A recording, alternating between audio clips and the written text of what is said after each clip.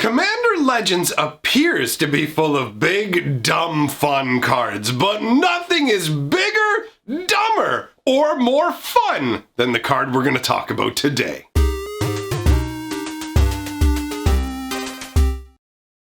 Greetings, owners of fine luxury cardboard rectangles. We are here for a joyous discussion of a Commander Legends spoiler, a gigantic, beefy green boy that speaks deep to the heart of me. He's already on the screen. You can see him. He is the absolute most ridiculous thing that I've seen from Commander Legends. Yes, I know some people are going to go in the comments, what about the love? Yeah, jeweled whatever. I don't even want to hear it, because today it's nothing but green love for the Apex Devastator. Oh my God, this card is ridiculous. It checks the boxes. Is it big and dumb? Yes. Does it have a silly set of abilities? Yes. Now, we're using the extended art version of this card for a particular reason, and that's because the text box on the other version is a nightmare. So, this is 2 green and 8 for a 10/10 Chimera Hydra, which is a really funky concept for a Hydra, right? It's funny actually that I'm talking about this today, because I was literally down at the LGS today looking. Have you guys seen those like pre-primer Dungeons and Dragons models, the figurines they have? I was actually looking at a Hydra and it had only 5 heads, but in terms of options for the different heads you could put at the ends of the necks, there was like 12 different kinds. And I thought that was cool, but I was like, man, it'd be cooler if they had like different kinds of heads. And then I was just like, well, they don't normally do that with Hydras. Usually it's uniform heads and they'll regrow more uniform heads. So it's actually kind of amazing to be looking at this card and realize this is what I was thinking of. This is so cool. You can see in the artwork, it's got like a lion's head and a giant goat's head and a bird's head and one that looks kind of like a turtle's head. I really dig the concept here behind it. And then the power level of the card. I mean, you're paying 10 mana, but you're getting a 10/10. Now, it doesn't regrow heads, anything like that. It doesn't grow, which isn't normal for a Hydra, but at the end of the day, who cares? This thing is amazing. Now, obviously, one of the craziest things about this card, because, I mean, just a 10/10 without an ability, that's Giganosaurus. And while I do love Giganosaurus, that's not really that exciting. But this is quadruple Cascade. It's literally, honestly, it feels almost like a fan-made card. Like, I don't know if your guys' friends do what mine have done in the past, but basically, they make their own cards. But back in the day, it's funny to think we didn't have the internet to go online and make these cards. So my friends would cut out keywords and stuff like that and glue them onto cards and just make absurd cards. That's what this feels like. It's like, give it Cascade. Give it more Cascade. No, more Cascade. Actually, add even more Cascade. So there's 4 incidences of Cascade on this card. If you don't happen to know what Cascade is, it's pretty simple. Basically, Cascade says when you're casting the spell, start exiling cards off the top of your deck until you hit a non-land spell that costs less than this spell does. So in the case of the Apex Devastator, you would flip over cards from the top of your deck until you found a card that cost less than 10 mana. So 9 or less and you're good to go. And then you get to cast that spell for free, and all the other cards that came off the top of your deck are put on the bottom of the deck in a random order. Pretty simple, right? Apex Devastator will do that 4 times. So you'll get the next 4 spells off your deck that cost 9 or less, which is so stupid. It's so amazingly dumb, the level of Cascade-y goodness, right? Cascade, if you don't know, came originally from the Alara block. They used to just stick it on gold cards, and by that I mean like multicolored cards. They didn't really put it on monocolored cards, so this is a bit of a divergence from that, which is cool. But Cascade was actually originally considered a failed mechanic by R&D when it came out, because they anticipated it being a little more random than it turned out to be. Interesting note about Cascade. But either way, this is just, when I saw this card, my brain went like that reaction of, oh, gigantic green beef, because I've been a fan of green magic since the beginning of the game, essentially. And I figured it would be fun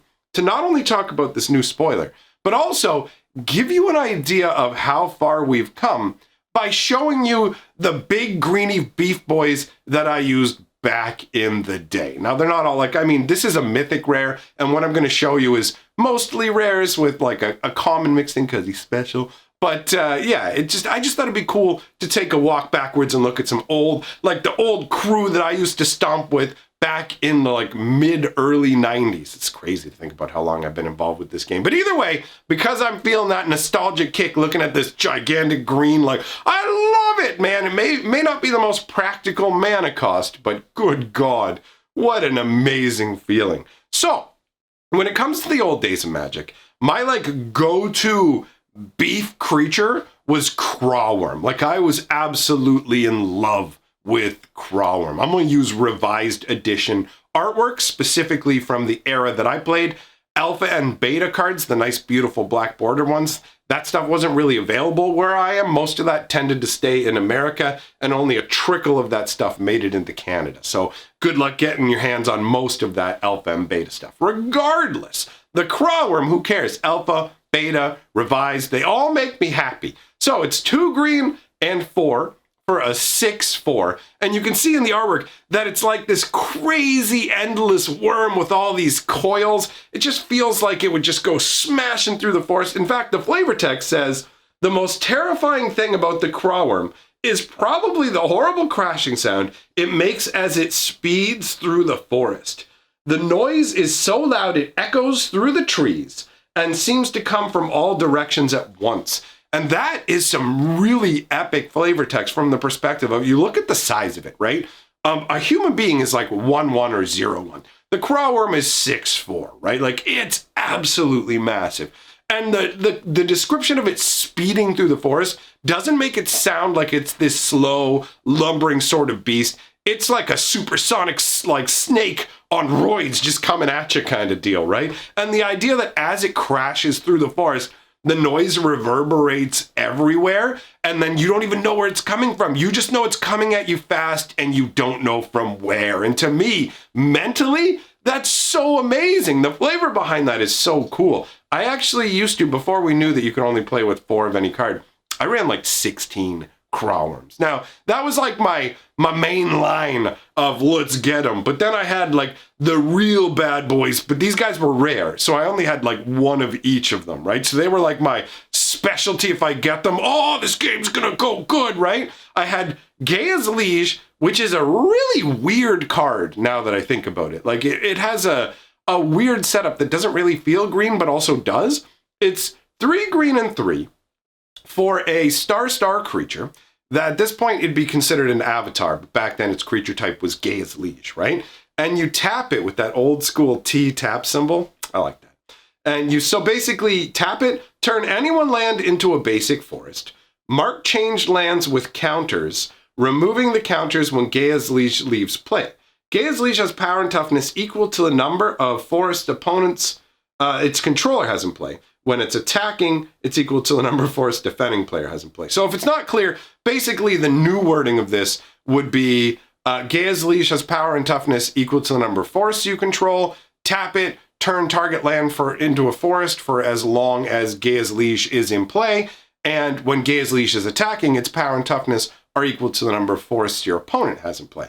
So it's this concept that, like, he's in touch with nature and he can just wander through your lands and change the connections into like foresty areas. So all of a sudden, like, it's crazy because the concept behind him is like, he's just spreading nature. But by doing that, you're denying your opponent the ability to use their lands. And we would play these big drag out games, right? So he would actually be great over the long term. And he's like a house too. He just stands there going, every time you play a land, he gets bigger. I love the Gaia's Liege, everything about him. The crazy like artwork where everything is green, like he just has such a powerful nature aura around him that it permeates everything. So everything is like emanating in this green energy. And he's got these like, he's got antlers, but other than that, he just looks like a Lord of the Rings wizard. You know what I mean? It's just a dude with antlers. And I always just found him very compelling, honestly, like as the flavor behind him, and the power behind him. Just a really enjoyable card. But the best, the one I always hoped for, And before I show this to you, I need you to understand, Magic was a different thing back in the day. Don't laugh at my boy. He may not be good now, but he was great back in the day. He was so amazing back in the day. Force of nature, all right? Force of nature, 4 green, 2 mana. You have to pay 4 green each upkeep, or he does 8 damage to you. Like, he's literally just, feed me green mana, or I will beat you. And it's like, whoa, bro, what? It's like, oh, I'm a force of nature. So you look at the artwork, in all honesty, looking at the artwork, he kind of feels like he belongs on a black card. You know what I mean? It's got that swampy kind of feel to it. He's just this big old like swamp elemental just coming up like, who do you want me to punch? You just feed me that nature energy and I will bring the hammer. Like, he was so good. You have to understand that 8/8 trample back then was absurdly hard to deal with. You know what I mean? It was like, what are you going to do about this? So he was my game-ending freight train. Back in the day, big magic creatures almost universally had drawbacks. They were like just things that made them far less desirable.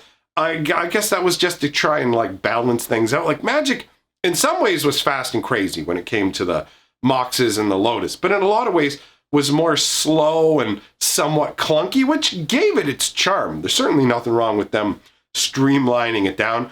Like, Force of Nature is objectively awful now, right? And we don't need cards as weak as Force of Nature. I'm fine with the cards that, like, if you look at current examples of cards they make for green for 6 mana, you get way more than a Force of Nature by a long shot, right? And I'm fine with that. So it's not like I'm using this as, oh, this has gone poorly for Magic overall and it's crazy with the power creep in that regard. It's like, no. Force of Nature was, they could have easily just made it like, just make it 6 green, make it, 8/8 trample or whatever. Probably still would have been too strong for back then. But either way, the Force of Will is a much better card. Force of Nature, I've got Force of Will in the brain because I was thinking about that card game earlier. The Force of Nature was my, like, I'm going to end you win piece. And the funny thing is he rarely ever got answered by the type of answers you'd expect now, where you go, that's just an 8/8. He doesn't have hexproof or anything. Just play a simple destroy your creature spell and he's gone. But it was a simpler time back then. It wasn't that easy to get rid of the Force of Nature. There was like maybe 2 cards that could handle him at the time. And one of them gave, I would gain life if they plowed my guy. And so they're just like, no, I don't want to do that. I don't want to give you life. And it's like, all right, because we didn't understand the game theory of Magic back then as much. You don't want to give your opponent resources in any way, and you don't want to lose resources, even if it's something like this card just takes cards out of your graveyard. No! Like, players got really upset about that kind of stuff. It's funny how naive we were, but they were simpler and better times. And I just wanted to share some old cards from those times. And you know what? I'm going to add one more on, since we're actually talking about, like, the reaction that I've had to these cards and talking about this old school crew. One of my favorite old school Magic cards in green back in the same era was Grizzly Bears. Just, if you've ever wondered why people call 2/2 creature bears, it's because of Grizzly Bear. It's just a straight up Grizzly Bear. That's all it is. 1 green and 1 for a 2/2 vanilla. And it's jank by today's standard. But like, when I was a kid, I loved this card.